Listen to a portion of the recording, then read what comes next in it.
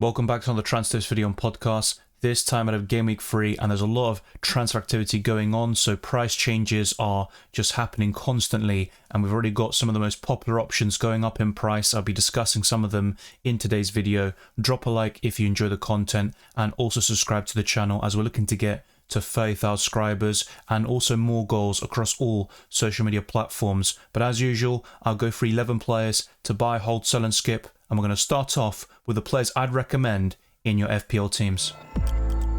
Despite blanking in both games so far, Morgan Rogers is the first buy of today's video. He is priced at 5 million, and the next 4 fixtures in particular are stunning. He's performed very well in the opening 2 game weeks despite getting no goals or assists, and that performance against Arsenal in particular was very impressive. He's had 4 key passes across both games, 5 shots, an XG figure of around 0.3, even the expected assist 0.15. Not terrific numbers, but I think Morgan Rogers is an all-action midfielder, and he did very well against top quality opposition such as Declan Rice in game week 2. So I really would recommend Morgan Rogers as an Aston Villa coverage, especially if you're not too really keen on Watkins based on his recent performances. He missed 2 big chances against Arsenal and did absolutely nothing against West Ham in game week 1. He's still lacking some sharpness, and I think it will take a bit of time for him to get up to speed to the new season. So in his stead, you can go for an option that's 4 million cheaper in Morgan Rogers, and just look at those fixtures. In game week 3, it's Leicester away,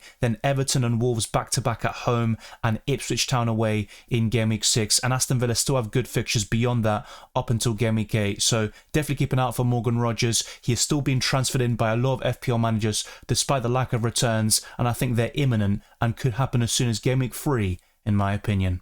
For several weeks now, I've declared Robinson as the best 4-point family defender, but he technically isn't anymore because he's now gone up in price to 4.6 million overnight. His ownership is only going up. It's 11.7% at the moment, with 1 assist which he got in game week 2, and that was enough to secure 2 bonus points and 7 FPL points overall, with 1 big chance created, 2 key passes, and the expected assist isn't great, only 0.12, but he's a left back who's played 2 Premier League matches, so you can forgive that. And the next 4 fixtures are fantastic for Fulham, with Ipswich Town away, West Ham at home, also Newcastle home in game week 5, so back-to-back home fixtures for Fulham, and then Nottingham Forest away in game week 6. So definitely go for Robinson if you can afford it, but for those with Kwanzaa or Mikalenko, players have gone down to 4.4 million. It only makes it more difficult to buy a Robinson right now. You need money in the bank, and you might need to make that happen by downgrading somebody else in your FPL team. But if you do happen to have any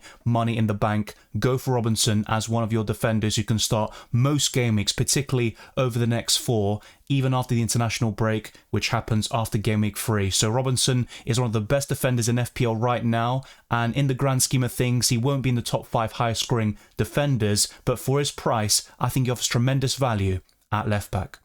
Emil Smith-Rowe is another Fulham player who has gone up in price overnight to 5.6 million this time. His ownership is 20.9%. When I covered him in pre-season a couple of weeks ago, I believe his ownership was just under 3%, and I highlighted him as one of the best budget midfielders in the game, and I think he's just becoming a very popular choice right now. He scored in game week 2, and he delivered 10 points with maximum bonus, and that's 13 FPL points for the entire campaign so far. The next 4 fixtures are fantastic, as I just mentioned, and I would favour Fulham offensively rather than keeping clean sheets. Now, with Robinson, the reason why I talked about him is because he's got assist for it, a bit of bonus points potential, and he can get 1 or 2 clean sheets over the next 4. But with Smith-Rowe, I could see him getting multiple attacking contributions. My only criticism or concern would be the underlying numbers, which aren't particularly great. Only 2 shots, and only 1 of them was on target and inside the box. The XG figure is 0.53, but of course only 2 games played. You can't judge too much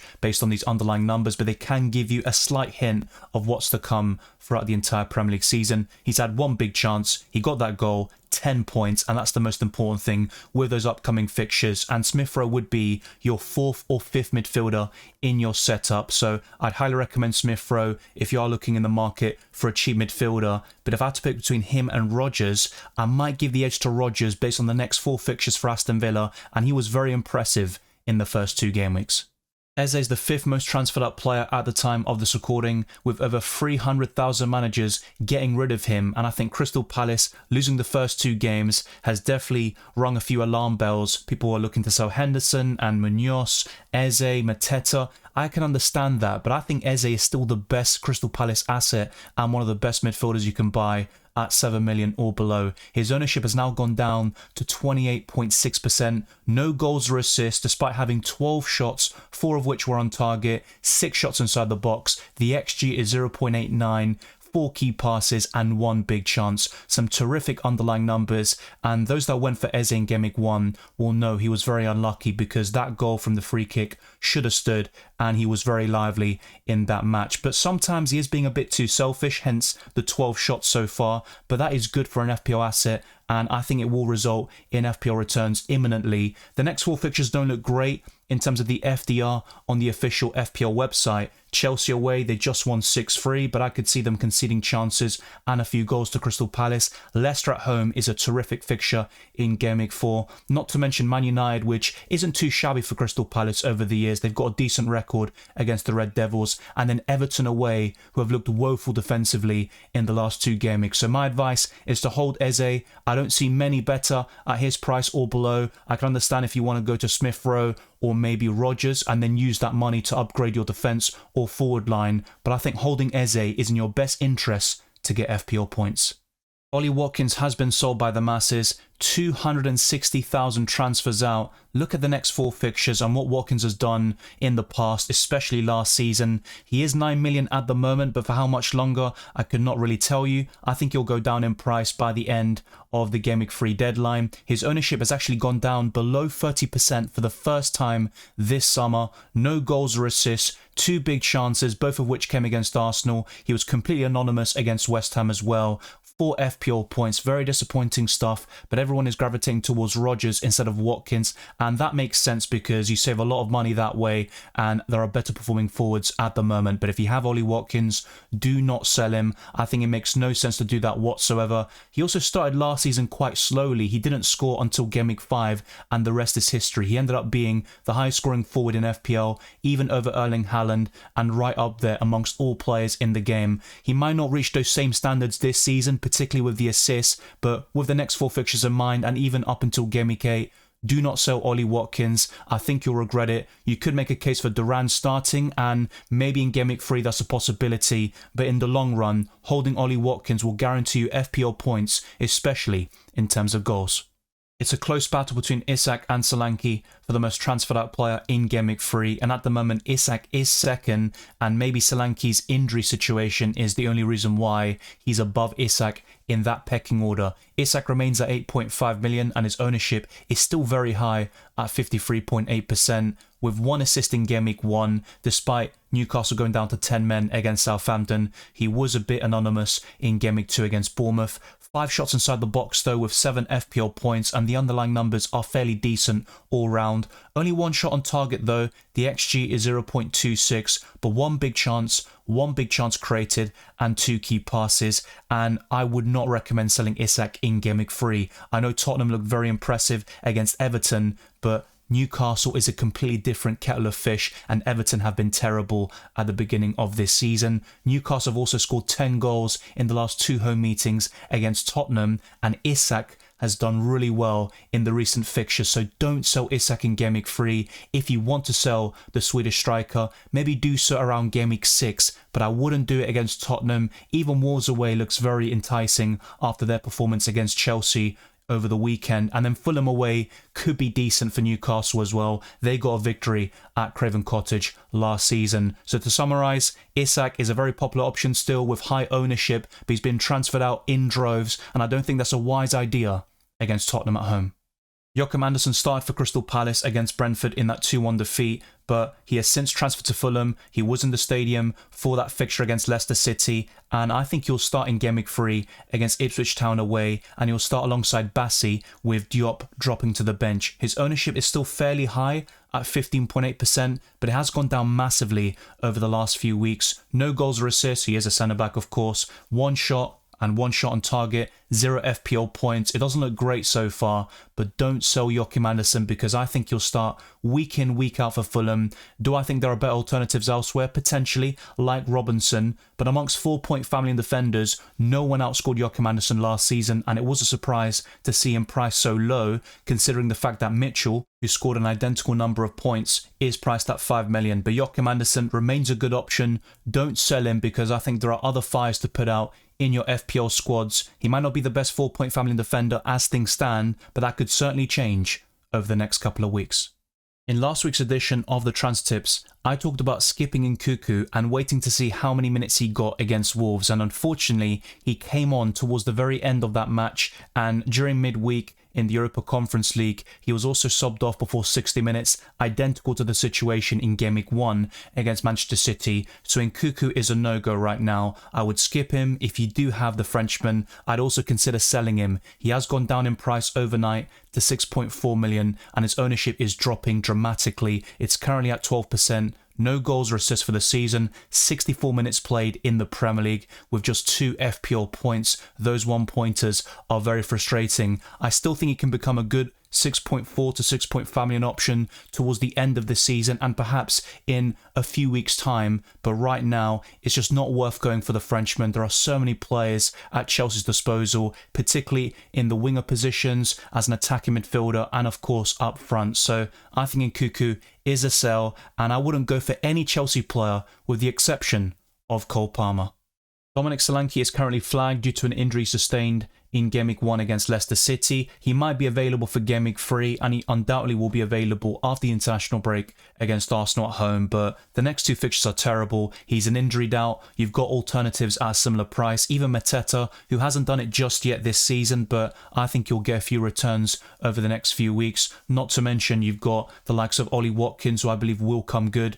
Isak, Erling Haaland is kind of a no-brainer, not really in that sort of discussion. You either have him or you don't, and you make do with what you have. But there are plenty of alternatives up front. It might not seem like too many right now, but even Danny Welbeck at 5.6 million is someone I recommended in last week's best wildcard team, and I'd rather go in that direction instead of Solanke. But from Gameweek 5 and beyond, I wouldn't mind going back to a Solanke. It just makes sense to sell him right now for the next 2 Gameweeks at least, and then reassess the situation, and maybe Solanke by that stage will look like a very enticing FPL option. But I think with Spurs assets, the best one by far is Pedro Porro. Even Romero is looking very decent at the moment, but I don't like Spurs defensively in the grand scheme of things. Their attackers will offer great value from time to time, even Heung-min Son, but I think they'll struggle against Newcastle away and perhaps in the North London derby against Arsenal at home if the trends from last season continue. Madueke has been transferred in by over 430,000 FPL managers, and we're only on the Monday at the time of this recording. It's absolutely incredible. Only Emil Smith-Rowe has more transfers in, and with good reason. Madueke scored a hat-trick against Wolves after calling it, well, let's not even go into what he described the City as, but he had 5 shots on target in that game. The numbers overall are quite staggering. I think he had 6 shots overall, 2 big chances, 20 FPL points, somehow even surpassing the likes of Erling Haaland, and it shows you how the midfielders have that advantage over the forwards with the extra point for scoring a goal and also the clean sheet point. The next 4 fixtures are fantastic for Chelsea, and don't get me wrong, if you're on the market for a 6-point value midfielder, I'd rather have Madueke over Nkunku. There's no denying that, and he's probably one of the more enticing options for the next month or 2. But I think with Chelsea attackers, it's going to be very difficult to predict their lineup week in, week out. Don't get me wrong, Madueke will start in Gameweek 3 unless Maresca has a mare, but in the grand scheme of things, looking in the long term, will he be the starting right winger every single week? Not necessarily, and when the tougher fixtures arise, even Brighton at home in Gameweek 6, it wouldn't surprise you to see Madueke drop to the bench and then Chelsea going for 3 midfielders in Enzo Fernandez, one of Dewsbury Hall or Caicedo alongside Lavia. So I think Madueke is a skip for now. This might be a mistake to be fair, and like I said, the fixtures are great. He just scored a hat-trick. The underlying numbers are fantastic, so he's definitely one to look at, add to the watch list, but I wouldn't buy him just yet.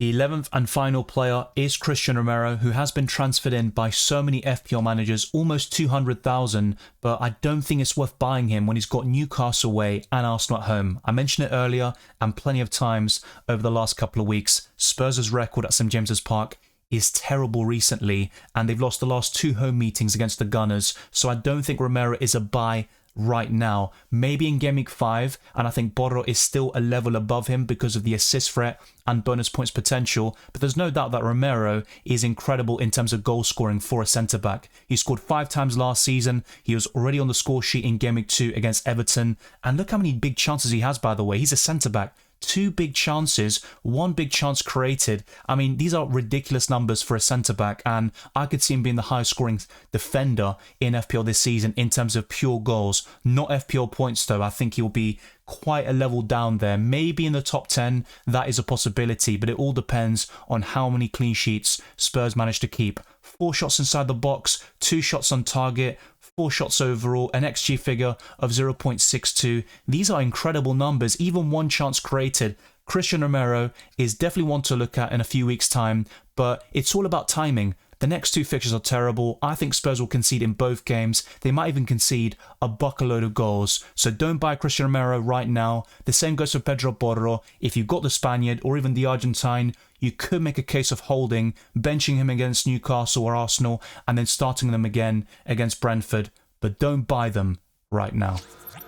That wraps up the 11 players to buy, hold, sell and skip to conclude this transfer tips video and podcast. And on screen you can see the most transferred in players. Emil Smith-Rowe is currently top. This will probably change over the next couple of days. We're going to see a lot of transfer activity as some people rolled in Game Week 2 and will now have 2 free transfers. I'm one of them, and you can find out what I'm going to do in my team selection video and podcast. But that's not all. I'm also going to do a best wildcard team for those of you that want to play the chip very early on. I also did it last week, and if you want to see a predicted lineups video and podcast, let me know down in the comment section below. That could be a weekly thing, or at least doing it in most game weeks. It does take a lot of time, research and effort, but it is worth it. I do enjoy the creation process. It is very difficult to get one lineup spot on though, especially all 20. That's pretty much an impossible task with all the uncertainties and curveballs that FPL and football throws you. Now you can see the most transferred out players, and Solanke is top. We've got some different players, of course, on this list. Sometimes you'll see some Spurs players in the most transferred in, like Borro and Romero,